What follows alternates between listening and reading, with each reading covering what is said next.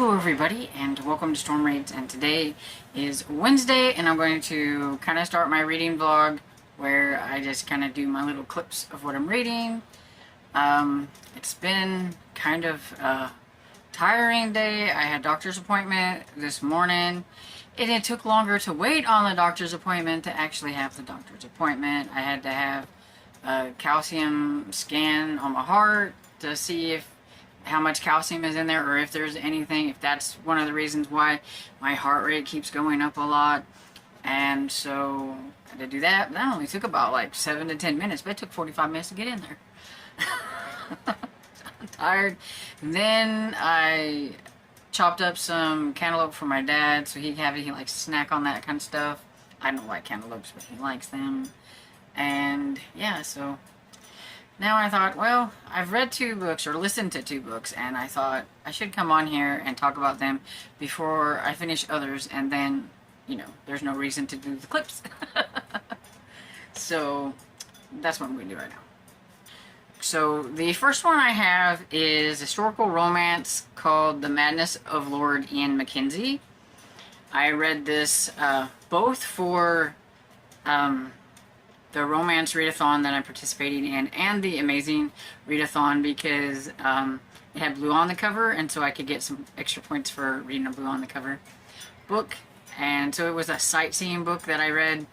So after you like do the one, you can like do a sightseeing book or whatever, and I picked it for it had a beautiful cover because it has a pretty cover and everything, so I used it for that. And I really wanted to like it a lot more than I did. Now, the narrator did a really good job. And see, the narrator is Angela Daw. And yeah, she did a really good job. So kudos to her. The narration was good. I just didn't really jive with this one very well. I give it like 3 stars. And I know a lot of the reason why I didn't jive with it so much is because of how the main character acts, and I know that the main character is supposed to be representing sort of a person on the spectrum of autism back in the, you know, back then when they didn't know anything about this and they considered him to be mad instead. So he has spent a lot of time in an asylum, which probably did not help the way he is. And now that he's out and everything, and that was like one of the first things one of his brothers did whenever he became the Duke. He went and got his brother out of there. His brothers are very like protective of him and everything, which is good. But like right off the bat, Ian is talking to one of his friends. Don't expect me to remember names. And he was telling him about how he's thinking about getting married to this one lady. And when Ian meets this lady, he automatically decides that, you know, pretty much he doesn't want him to have her. He wants her for himself. And so he just goes right up to her and says, you shouldn't marry this guy because he's no good and all that kind of stuff. Tells him things. He just all kind of stuff about like why she shouldn't like marry him. You know, she should, you know, hang out with me, not him. Or whatever. And I was like, well, that's kind of rude, but okay. and it was like instant lust attraction and everything, and like there was quite a bit more of that happening in this book than I was prepared for. But yeah, it was just, I wouldn't really say, to me it didn't really even feel romantic. It felt just more like lusty in bed things. It didn't feel like romance. He doesn't know anything about like romancing somebody. He knows what he wants, and that's what he goes after. And he wanted that lady. He wants her to marry him, but she's like doesn't want to. She's a widow, and she doesn't want to marry. Again, she doesn't want to marry him, but she doesn't mind, you know, being in his bed. But she doesn't want to actually marry him, and she doesn't want to be in love with anybody else. And then there is a mystery part of the book, and that is the fact that there have been a couple of murders, and there is this one detective who is really on Ian, and the Mackenzies, hates the Mackenzies, can't stand the Mackenzies, You find out later on the reason for that, but I mean, he is on them. He just knows that Ian is the one that has committed these murders. He's been seen around in the area, and since he is, you know, mad and everything, it's easy to try to, you know, point things at him. And Ian thinks that somebody else done it and knows who that person is and is kind of trying to protect that person. And anyway, the lady ends up getting wrapped up in it. I can't even remember what the lady's name is. I can remember his name because it's in the title. But anyway, she gets wrapped up into things. The detective guy keeps trying to tell her about how bad the Mackenzies are and all that stuff. But she doesn't really think he done it. And she goes, and I'm like, you know, you don't even know this guy and you're just gonna go off and everything. And he wants her, you know, if she marries him, then she can't say anything against him. And that's one of the reasons why she's wanting, you know, you need to marry me for the, and I'm like, oh, well, that's like love, really? Yeah, okay, let's just, you know, let's just, you know, marry this guy that you don't really even know that well and everything. I think my favorite part out of the whole thing was actually the mystery. I was really interested in who done it. Was it, you know, the person that I, you know, that Ian thought it was, or was it somebody else? Oftentimes I thought maybe it was the detective, you know, so I like that part. I like that part of it. And that's probably why it gets 3 stars, because I did like that part of it. But the romance aspects of this, I just didn't feel, I didn't jive with the main characters. I didn't even, not even the female, like, I don't know. It was just a lust-filled book with a mystery. And I don't know, I wanted to like it more and I didn't. So 3 stars.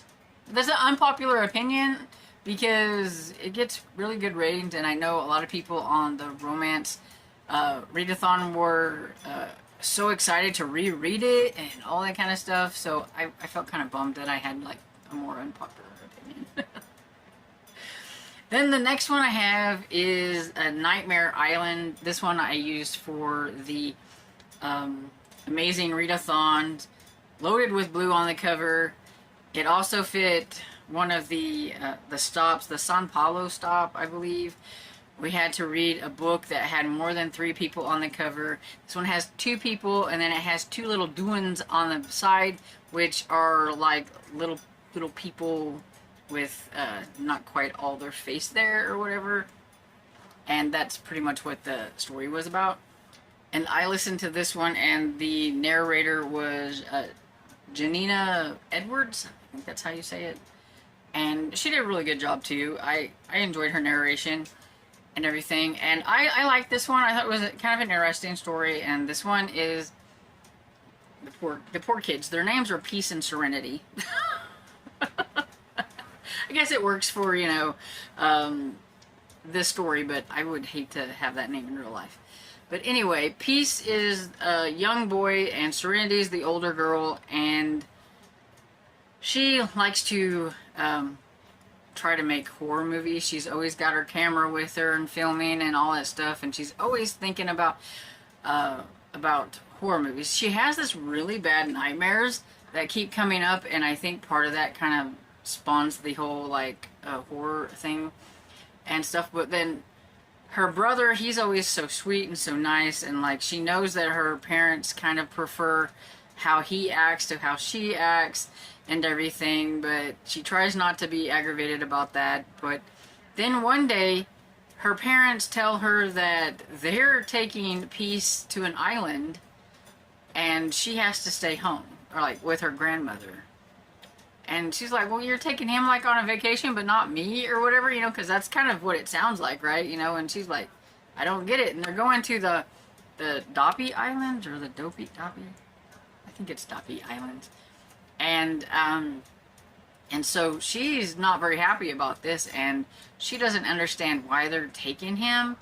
So she decides to kind of figure a way onto the island herself.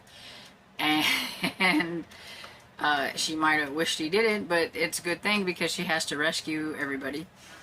But she gets there and she looks up the island and stuff, and she learns about like the Duins and things like that. And what Duins are basically children who have died and they have been reformed or whatever, and they look like children until you look at their face, and then they may not have eyes or, you know, stuff. They might just have a mouth or something's wrong with their face, and their feet are backwards, and they walk back like that with their feet backwards and things. Yeah, it's kind of creepy. This is based on Caribbean mythology, so that's where it's kind of the setting. And so yeah, she gets there. She meets this kid Jacob, that's on the island, and he's trying to help her try to figure things out. She meets Uncle somebody, I can't remember his name, but he's kind of strange too. And she realizes that there are some really strange things that are happening on this island that has to do with her brother, and maybe her brother's not her brother, maybe something, you know, kind of suspicious going on. There's this doctor named Dr. Whisper, and he doesn't like anything over 50 decimals or something like that, and her parents don't seem to think anything is wrong, so she knows that something's happened to her parents, that this Dr. Whisper has had to have done something to the parents, because there are some times when they don't even notice that she's there, like when she's like, Mom, he goes, I'm not your mom, you know, and stuff. So there's some weird things going on, and she's got to try to rescue her whole family pretty much and everything. So yeah, it was pretty interesting. I liked the whole thing with the Duins. There were some rather creepy rabbits and a lot of creepy Duin kids. And yeah, it had a lot of creepy stuff. This will be perfect for Halloween and stuff like that. So if you have a young reader who likes horror and everything, this is perfect for them. Or if you, like me, like to read middle grade horror, I think this will be great for that time. And I mean, just the cover alone has a pretty kind of spooky type cover. And so yeah, so I give it 4 stars. I don't know if I said that, but yeah, so that's what I'm currently finished with. So here's what I'm currently working on. I'm currently working on 2 historical romances, and I know somebody's like, how on earth can you read 2 historical romances and not get them confused? Pretty easy, actually. So I have the ebook for this one, but this one is The Gilded Web by Mary Bayloss. It's the first book I've ever read by her. It's like 400, almost 450 pages. So even though it doesn't look that big, I mean, they look almost the same, but this one's 300 and something. So it's definitely a texture of the pages. I can feel it whenever I like reading this one and this one. These pages I think are a little bit thinner, and so but this one's from 1989. So this one is about Alexandra, who she is from the country. She doesn't know a lot about society and all that kind of stuff, and this is kind of her first time being out in society, and her father's letting her go to the season and everything. Her father's like super strict. He thinks that, you know, you should pray all the time, you should do all this stuff, you know, and he's like super strict, to the point that he's very abusive with his strictness. And so she's really innocent and doesn't know like anything, and she just wants to get away from everybody, so she dons her like cape and everything, and she goes outside, gonna walk around outside in the garden or whatever it is. She doesn't think anything, you know, bad about that. She doesn't think that's bad. And well, she ends up getting kidnapped. And then you find out that there are these twins, Madeline and Eden, and Lord Eden had found out his sister said that she would marry such and such if she wanted to. Well, then he heard that the guy talking about he's going to elope with somebody, and he gets it in his head that it's his sister. And instead of like going and talk to his sister and talking her out and, you know, saying, no, I don't think you're going to do this and all that kind of stuff, he devises a plan to have her kidnapped. But the thing is, they kidnapped the wrong person. And well, now this young lady has been compromised because she was tied up into the bed of Lord Ashbury's, I think it's Ashbury. Oh, Amberley. It was something like that. And it was an A. Lord Amberley's house, which is actually Edmund, not Eden. Edmund's the older brother. And he finds her there in his bed, and in the bed, and she's tied up, and he sees all the legs and all that stuff, and her hair's down, you know, so it looks like, you know, something bad. And so, of course, she's been scandalized, and her reputation is ruined, even though nothing happened. And so he's going to have to marry her, but she doesn't want to marry him. And so she's like, no. And she doesn't think anything of it. She doesn't think, oh, everything will be fine, you know, and all that stuff. But no, it's not. And well, then Lord Eden thinks, well, it's all his fault. So he's going to propose to her. He's going to, well, she turned both of them down. But then the whole, like, everybody knows all about the scandal. They thought they could keep it in, but of course, you know, you just can't control the people around you and the servants. And so it gets out. And so then Edmund goes and asks her again, you know, or he actually grabs a hold of her at like this party because everybody was snubbing her, and takes her around and says that she's his betrothed. So she doesn't really have much choice but to say yes. And well, at the moment, and I am like, I'm on chapter 9 and I am on page 146. Eden still wants to marry her instead. He doesn't want Edmund to marry her, but she's already said yes to the one. And so it's like, well, who's she going to pick? Because Edmund's going to do his duty or whatever, whether he likes it or not. And Eden's like, no, I should have to marry her. It was my fault. And he's going to try to persuade her to marry him. But they've already had like a betrothal party and Edmund and everything. And I'm like, you know, brother, just leave him alone. Lord Eden, if he's going to do this, he's going to do it. But the brother's starting to drive me crazy a little bit. But yeah, so we'll see how what goes with that. And so, The Dangerous Lord by Sabrina Jeffries. I thought this was going to be a blackmailed into marriage, but that didn't actually turn out. But he does need a wife. What is his name? Ian. Hey, look, I got two Ians. There was an Ian I just talked about, and I've got all these Ians going everywhere. Okay, so it must have been a popular name for back then. So we have Ian, and he needs a wife. He needs a wife so that he can get an heir before 2 years is up, because if he doesn't, then his property and everything goes to his wicked uncle, and he's not going to let that happen. And so he's been on the hunt for a wife, and he thought he had one.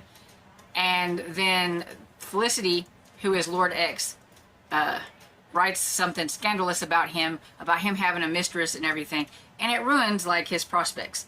And so he goes hunting to try to figure out who it is, and he finds out that Lord X is not a guy, it's a girl. And so he's like, you know, okay, well, we're going to go back and forth on things. And so I thought, you know, he was going to blackmail her into marry and say, I'll tell everybody who you are if you don't. But that's not how it's happened. But they actually are attracted to each other, and they like each other. And he's finally decided he wants her for his wife, but she still thinks he has a mistress because she wrote about it. And he won't explain who the lady is, because the lady has something to do with his uncle. And she's got a kid, and I have a feeling that it's the uncle's kid or whatever. And it's kind of, you know, I think he's holding on to her to play the cards or whatever to the uncle or whatever it is. And so he's protecting her as well. But he doesn't want to tell Felicity this, because Felicity is Lord X. So can he trust her not to write about that? So, but he's determined and everything. So he told her that if she won't marry him, then she's got to find him a wife. And so she's supposed to try to find him a wife. And he thinks if she sees him dancing with all these other ladies, it's going to make her mad and going to make her jealous, and she's going to want to marry him. And so we'll see how that happens. But yeah, so those are the two historical romances that I am currently reading. I'm also listening to Finders Keepers by Stephen King. It is the second book in the Bill Hodges series. It's got 3 parts. first part to me was total snooze fest. I was so bored. Was thankful when it got over. The second part was a little bit better. And now I'm in the third part. I'm about, I don't know, 62, 63% into it. And so she says that, my friend said that the last part, part 3, picked up really good. She absolutely loved it. Thinking about giving it like 5 stars. I'm not liking it as much. So, but she likes Stephen King way more than I do too. And so, I got that to do. And my favorite part out of the whole thing is Holly. I like Holly. And so, yeah. Those are the things that I'm reading, and I will pop back on here if I finish anything else up during the week. How I always do it. See you later. Hello, everybody. It is time for me to talk about a few more books, and I have quite a few books to actually talk about, but that's because of something that's going on this weekend that I will fill you in on in just a little bit. But I do have one book before that I finished, and that is the buddy read I'm doing with my friend Barb, and it's Finders Keepers by Stephen King. It is the second book in the Bill Hodges series. I give it 3 stars. Barb liked it a whole lot more than me, but I think she likes Stephen King a whole lot more than me. I do think the second book was a little bit better than the first book. It is a trilogy, and this one, though, I was starting to wonder where in the world Bill Hodges was for it being a series about him, because the first part, it's got 3 parts. The first part is 2 different timelines. So you've got like a 1970s timeline. I can't remember exact year. I think it was in the later 70s.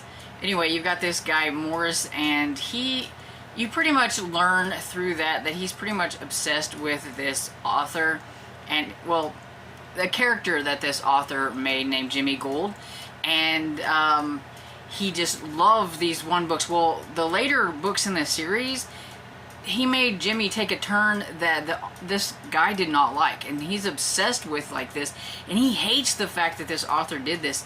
He ends up with some friends breaking into the author's house and you know, threatening him and all this stuff, wanting to know why he did this stuff to Jimmy and everything, and he ends up killing the man.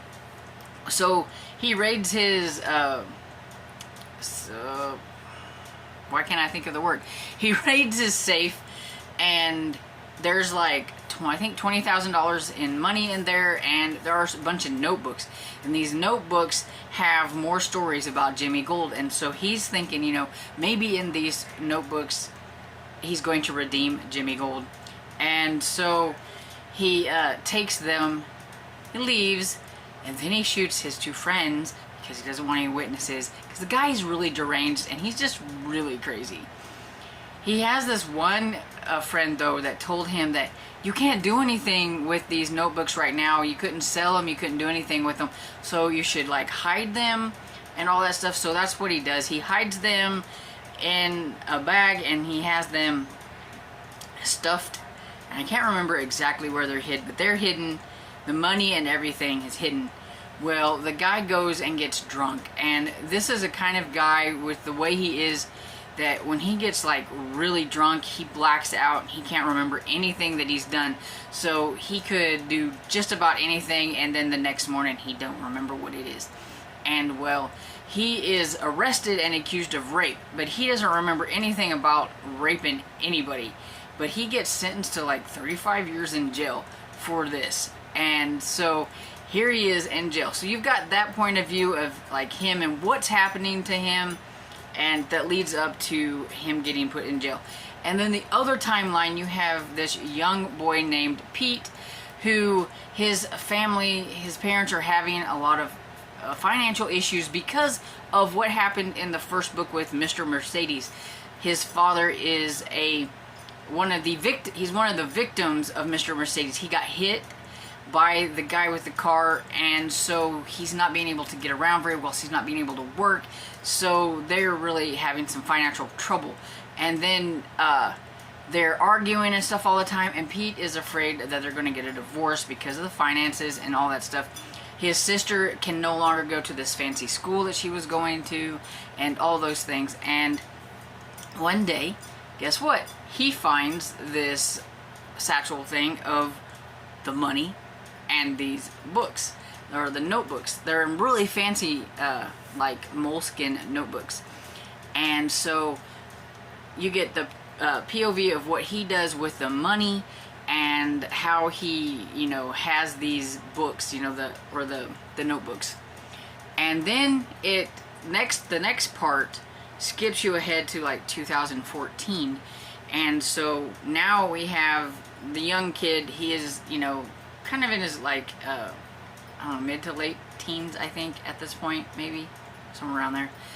And we've got the bad guy is out of jail now, and he's looking for his stuff, and he wants it very badly, and he doesn't really care how he gets it and what he has to do to get the stuff. He never got to read what this author did to his favorite character, and so that's what he wants.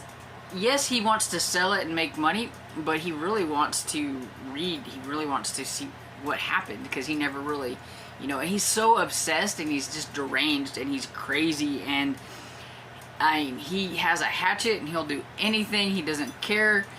And it's the second part is where Bill Hodges actually starts to come in. Bill Hodges, he's a retired detective, and he has decided, after what happened in the first book, to start a like private investigative company with Holly, his partner. And so that's, you get to kind of see what they're doing and all that stuff. And then eventually Tina, who is the sister of Pete, is afraid because she knows that something's going on with him. She knows that he's the one that gave her parents this money. She knows that something is wrong, and he's terrified, he's afraid and everything, but he doesn't want to go to the police. And so Barbara, who is Jerome's sister, who you meet in the first book, she takes her to meet Bill Hodges, and because she's like, he'll help us, he'll help you out, and everything. And she's like, just please don't go to the police. And he's like, well, we'll see how things are going right now, and if we have to go to the police, we have to, but he's going to try to help them. So pretty much ends up in like the third part, like this like race against time to try to help this young man who has got himself in quite a bind. He has got himself in quite a bind and everything. And so I thought it was okay, but that first part was so slow. Then the second part picked up a little bit, because then we got Bill Hodges back in there, and we got Holly. I love Holly, she's my favorite character. And then that third part was just like action-packed throughout the whole thing. So that's why it gets 3 stars for me, is because that first part was just super slow, and it just kind of gradually progressed until it got more interesting to me. Though my friend, she loved it way more than I did.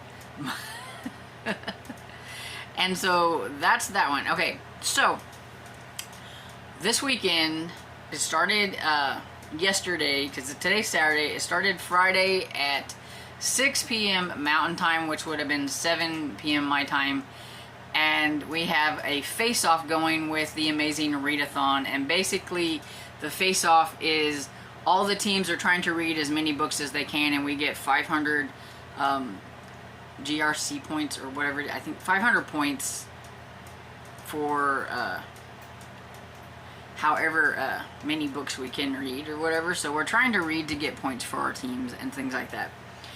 And so basically, now that we have went to London, we are now in Europe, and we are at the EU, and we are traveling around to the countries. And so like here is a set of the countries that I'll show you, so you can see the flag, so then you know exactly what's going on. So we have a spinner wheel, and we have to spin, and then whatever country we land on, we have to read a book that has those covers from their flags on the cover. And so that can be kind of difficult, especially if you're wanting to not read books that you're not like really interested in, not just to read them or whatever. I really want to try to stay within reading books that either I have on my TBR or are series that I'm trying to read and things like that. But also I need short books, because I don't read fast. I don't, even listening, I still can't listen that fast. I mean, even listening at 2 times speed, if a book is 8 hours, it's going to take me about 4 hours or whatever it is. And I can't just listen non-stop. So I have to pick short books. So for this so far, I stayed up way later than I should have last night trying to get 2 books out of the way. One was a little bit longer than the other ones because I read 13s by Kate Alice Marshall, and this is the first book in the 13th series. It is a book that I had tagged on my Libby, a series that I had wanted to get to earlier in the year and I didn't get to. So it had the colors that I needed for Portugal. I needed colors that were red, blue, I think green and yellow. I think that was like the colors. And so it had all the colors. And that's one thing good about middle grade books, they're colorful. And so this one is about, I believe her name was Eleanor. I think she goes by Elle. And Pip and Otto. And they're all going to be turning 13 on Halloween. And Elle has just recently moved to Eden Elm because her mother tried to burn down their house and tried to kill her because she was in the house. And she killed herself with the fire, and so she's gone to live with her aunt and uncle, and the only thing she can remember is that her mother didn't want her ever to go back to Eden, wanted her to, you know, make sure she never goes back, but she didn't have a choice because she needs someplace to live and her aunt and uncle live there. And so she finds out that there's a big reason why she doesn't want her to go back there, because they have 3 kids every 13 years that are all born on the same day as Halloween. They kind of push them into this doorway to keep their town the way it is, kind of. And so we have the 3 kids and they're finding this stuff out. And it's kind of sad because they're finding out that maybe their parents didn't quite like them as much as parents should, because they knew they were going to be shipping them into this. They made a pact with a January man, and so yeah, that's kind of what it is. I don't want to say a whole lot more. It was only like a 6-hour audiobook, so it took me about 3.5 hours or so to listen to it. It's a trilogy.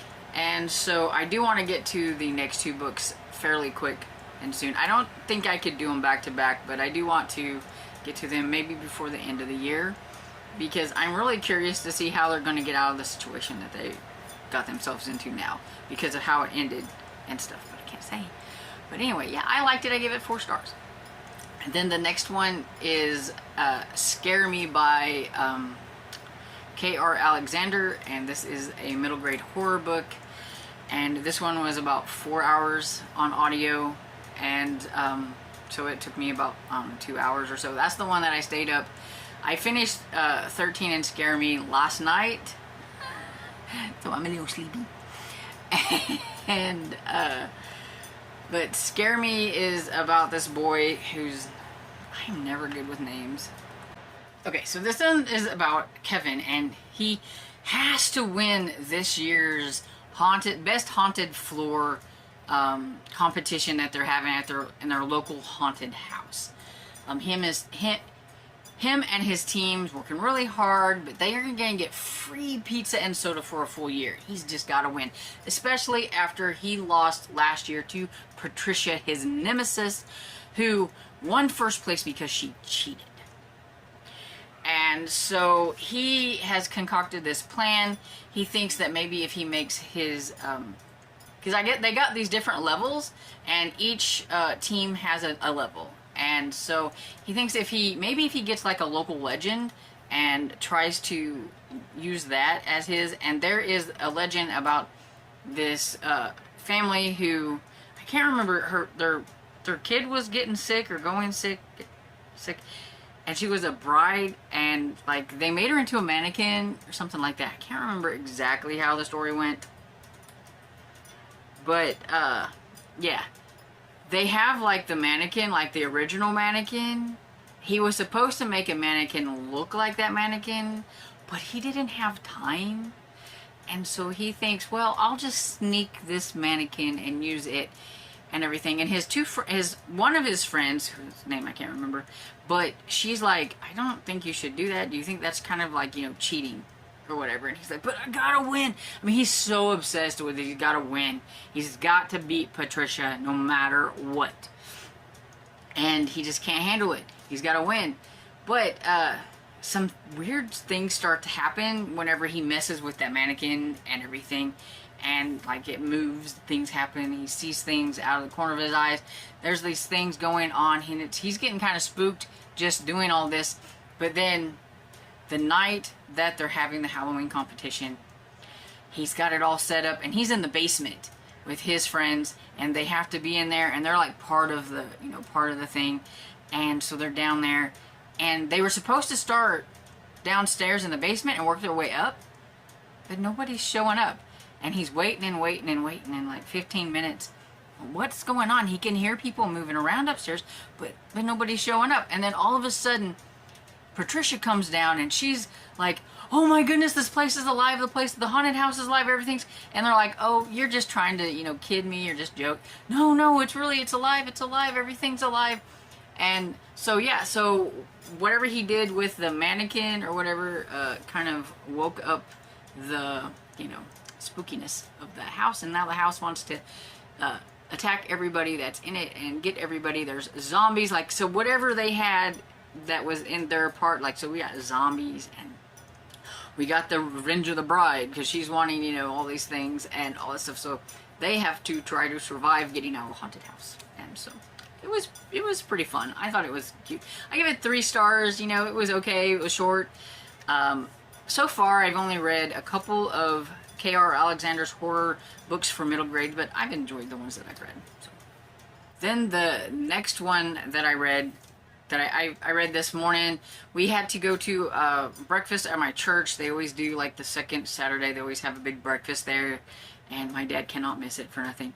So I listened to Night of the Living Dummy by R.L. Stine. I listened to that one on the way up, and while I was there, when we have to get there early. Dad's like this early bird, and so nobody else was there, so I was listening to it while I was there, and then we'll listen to it on the way back and stuff, because it was really short. It was only like a little over 2 hours to listen, and so it was not even that. Listening to it sped up a little bit. So I don't know if did I say R.L. Stine? Yeah, that's who it was. I'm super tired, so I think I'm going to be getting rambly as the day goes on if I read anymore. And so, basically, this is the 7th book in the Goosebumps series, and it is about Lindy and Chris, and they're twins. And one day, Lindy finds a dummy in the dumpster, or in the trash, at this one house that they were checking out. And she's all, oh, look at this, and she's doing all the ventriloquist stuff, and she's, and all that stuff, and her sister is like, stop it, you're being stupid, put that thing up. But she's having fun with it, and she really enjoys it, and she's like, no, I'm going to keep it. And, well, Chris doesn't like it, because it's one of those competitions with it. They're always competing against each other. One always tries to be better than the other. It's this twins competition thing, I guess. And so she gets upset because she has this dummy.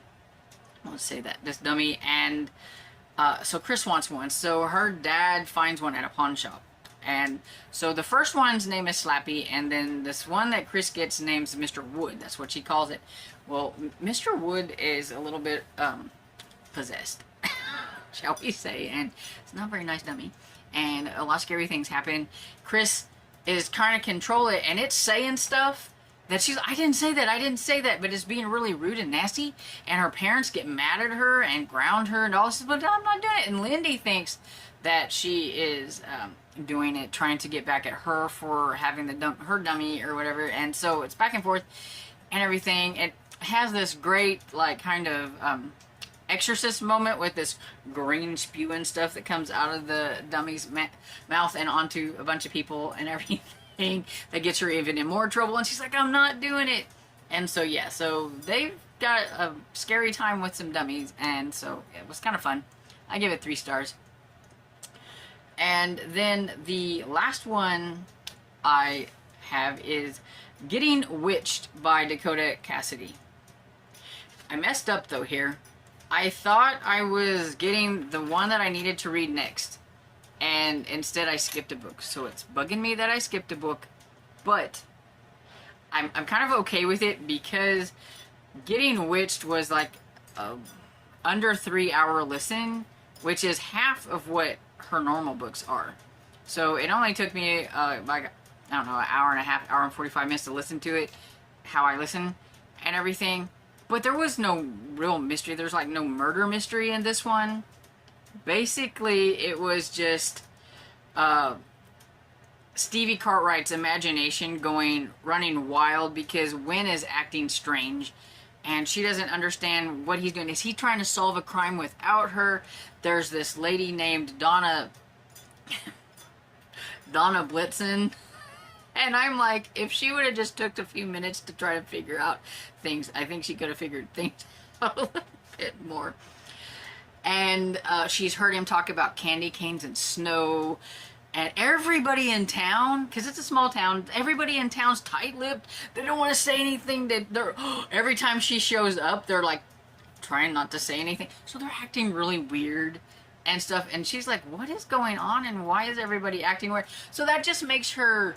It's driving her crazy, and she has to try to figure out what is going on. She thinks maybe that Wynn is in trouble from his spy days and that, you know, something is happening and maybe, you know, there's a bad spy after him or all this stuff because he's acting so weird and he's not taking her calls and he's doing all these things and stuff. And I knew exactly where it was headed because this is the 12th book in the series, and so you know exactly where it's headed.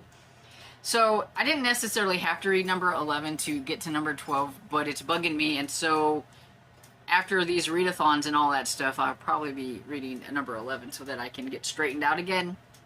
But yeah, it was short. It was okay because there's no mystery. It was still fun. I gave it 3 stars, but it was kind of like a little filler book. I think it would have did better as like a 11.5 than actual 12 because there's not really any, you know, murder mystery involved. But yeah, it was okay. And so yeah, that's the books that I have read so far. And so I need to spin for a new country, and so I thought I would show you like the spinner wheel. It's on my computer, so it's gonna be kind of weird. I don't know if it's gonna be glaring or not, so we'll have to see. So I'll have to turn it like this way. Yeah, there's like gonna be a big glare. Okay, here we go. And so if I can do it. There's it. And we'll see what country I get.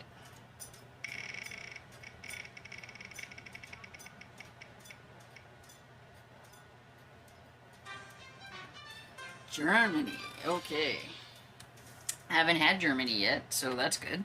It's different. But I don't remember what Germany's flag. So, I don't know why my phone shut off or I accidentally pushed the stop button on the record. But anyway, I got Germany, and so I need a cover that has yellow, red, and black on it. And so now I will be in the search of a short book with yellow, black. I was really hoping for like Ireland that had green, white, and orange because I have a book that I'd like to read, but I didn't get it. So we will be in the search for yellow, red, and black. And if I get another one finished before I decide to end this reading vlog, I think I'll probably end the reading. I'll probably end it tomorrow since I'm doing the face-off to see how many books that I can get in on the face-off. The face-off goes till Sunday at 6 p.m. Mountain Time. So, but I have church on Sunday. I have reading sprints with my friends on Sunday, so I don't think I'll be reading a whole lot on Sunday. You know, trying to do this and trying to hurry. So we'll see. So I am back because I have finished 2 more books for the face-off. They probably will be the last 2 that I'm going to do. I'm getting like super tired and I just want to read my romances. I have 2 books that I've been working on and I would like to finish them at some point. And yeah, so I just want to work on them. I've done enough for the face-off. with 6 books. So I'm done with that, I think. So anyway, I read I Even Funnier by James Patterson and Chris Gravenstein. This is the second book in the I Funny series. And yeah, it's cute.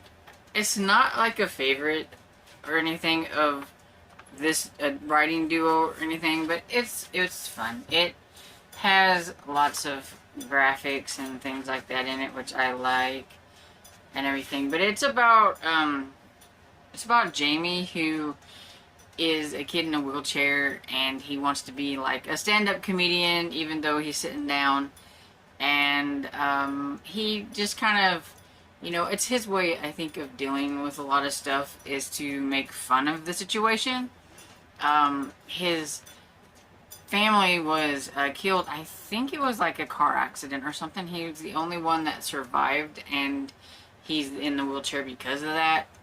I can't remember exactly the specifics from the first one. I think I read it either earlier this year or last year. I can't remember. But yeah, so in the first one, he was wanting to make it to this comedy competition for young people and everything. He did really good. And so in this one, he's like going to like an even fancier one and all that. So he needs to work on his comedy act. He's got, of course, this bully kid who thinks that he's funnier than him and has all these really stupid jokes. And I really hate a person who tells a joke but then has to think that they have to tell you why they thought it was funny or why it's supposed to be funny, like you can't get it, like you're just not smart enough to get it. And that's what this other kid was doing to him. And he's just like roll his eyes, because it's like, it's not like that was a joke that people couldn't get, or whatever. It's like, and they were stupid jokes. And I can't say that all of Jamie's jokes and stuff were good. That a lot of them were kind of dumb too. And and their jokes coming from a kid's perspective and everything too. But yeah, so a lot of times I rolled my eyes, but it's still cute. And I will continue on with the series. And then leave it to having a face-off type of challenge thing to get me to actually read the second book in the Campers and Criminals series, because I needed a book that had gold, red, and green, and I have a lot of those. And it just dawned on me, I'm like, maybe I should look and see what's the colors in like the second book, because I read the first book years ago and everybody loves this series. Everybody's always talking about it, and I'm like, I don't really care for the narrator, and I just kept putting it off. Well, the second book, Deserts, Driving, and Derelicts by Tonya Kappas, just happened to have all 3 of those colors that I needed. So it got me to read the second book anyway, which I thought was okay. It's about Mae West, who, because of what her husband did, with some business dealings and stuff, a Ponzi scheme or whatever, she's no longer, she went from being wealthy to not being wealthy, and the only thing she has is this campground in the Daniel Boone National Park or whatever. And so she's trying to help everybody there in the campground and make some money and fix it up so that she can kind of repay the people that were damaged by her husband and what he had done and everything like that. And so I think that's pretty good on her to do that, and she's working these other jobs trying to make some money along with trying to fix this up, the campground up and everything. And one of the ladies needed some help cleaning some of the campers and things like that and the businesses. And so she says, well, I can do it, And so Mae West goes, and there's this one kind of rich lady who has a fancy dog and everything that this one involves. And then there's a murder at that lady's place. and everything. And so Mae West got to figure out what's going on with that. One of the guys from the first one has come back, and so if I feel like there's a love triangle coming on, and I'm not really happy about that between Ty and Hank. But I know I hear a lot of people talk about Hank, so I think maybe he ends up being the love interest. I don't know, but I don't know anything about either guy really to know if I like either one of them at this point. I just know that I don't really care for love triangles, so I hope it doesn't go on for too long, if there is going to be one. But yeah, it was okay. I give it like 3 stars. And it was short. I needed a short book, and so that's pretty much why I went for that. And so yeah, I think that's probably going to be my last book for the face-off, because I'm like super tired. I only got like 3 hours and something sleep because first off, I stayed up late trying to read a couple of books for the face-off, and then I got woke up by storms in the middle of the night, so I'm tired. But, so you guys have seen these on here before, but I'm just going to kind of talk about them a little bit. So I'm still reading The Gilded Web by Mary Baylock, but I have at least reached the halfway point. I've been reading this one through an ebook that I got from Libby, so that I have an ebook that I can take with me, even though this one is print. So it kind of helps. Not that it's like super small, but it's kind of nice to be able to read it a little bit larger. And I honestly don't really know what I think about this one. At some times, I think I don't really care for it that much, and that I think it's a little boring, and I don't like the main female character, Alexandra, very well. But then you have to think about the situation, how she was raised, and everything, and what's happening to her. I think it's a very realistically depicted book, probably for back then, of a woman who has no choice but to get betrothed to this man and to marry this man that she doesn't even know because of the circumstances that happened and everything. Like, she doesn't even know him, he doesn't know her, but now they have to get married, and you know, she is not happy at all, and she's very rigid, and she's just very, like, she's always holding herself up so proudly and everything and stuff. And he's trying to reach her, trying to talk to her, but because of how she was raised, it's affecting that. But at the same time, I'm like, you know, lady, he's trying, okay? You know, yeah, he's in the same situation, but he's trying. Be nice. Be a little nicer and stuff. And so I don't know. At the same point, though, I want to keep reading it because I want to know what's going to happen. So, I don't know. I just don't know. This one was the one that I was hoping to get finished for this week. The Dangerous Lord by Sabrina Jeffries. I am only reading this one in print. I almost got there, and then Rihanna threw us a face-off, and so I quit reading my print books and things like that, trying to get some points for my team for the other readathon. But now I want to go back because I really want to finish this one. I want to see how it's going to end. It hasn't went exactly how I thought it was going to go. And so, yeah, I'm very curious. I thought it was going to first be like blackmailed into marriage. Then I thought it was going to be she just likes him and she's going to get jealous and going to say yes to him. And because he's proposed marriage. And now we're getting more of a, not a blackmail as much as I've compromised you, now you have to marry me situation.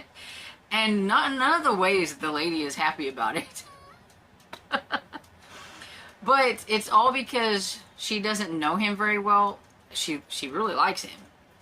I mean, or there would not been any of that compromising going on. She really likes him, but at the same time, he won't open up to her. So she thinks he has like this mistress that he's not going to get rid of, and he won't say anything about this lady. And she knows that he has some other things that he won't talk about, like his past. She knows some things from some other people about some women, and so she's having some really big trust issues surrounding him and why he won't say things. But he has his reasons for not saying things because it has to do with his uncle, and he's trying to thwart his uncle because his uncle is trying to always trying to make it to where he can't get married, because if this guy, whose name Ian, I don't know why I can't remember that, so Ian has to get married within like a couple of years and have an heir within these couple of years, or his uncle's going to be able to take his land and be the person that runs it and everything. His uncle is always one step ahead of him every now and then with these women. He'd find him a woman to marry, and then he would come and say something to him and run him off and stuff. And he's even tried to do that with Felicity. I think that was her name. Yeah, Felicity. Hey, I got it right. And so there's all this in her head, and he won't say things and all that kind of stuff. And so, yeah. So I'm kind of interested to see how it's going to end, especially what is up with the uncle and some things that has to do with the uncle. I'm curious about that. And see if he can open up a little bit. But yeah, so I'm almost there. And so I'm on 272 of 376. So I'm getting there. So I definitely will be finishing this one next week, along with this one. It's my two main goals. I haven't really been reading as many romances as I was hoping to get to, but yeah, I mean, we still got quite a bit of the month left, but I was kind of hoping to get these done this week, but that's okay. And so I think I'm just going to go ahead and wrap things up. And so let me know if you've read any of the books that I have talked about throughout this reading vlog, and I hope you enjoyed it. And if you did, please give it a thumbs up and subscribe, and I will see you all in the next video. Bye.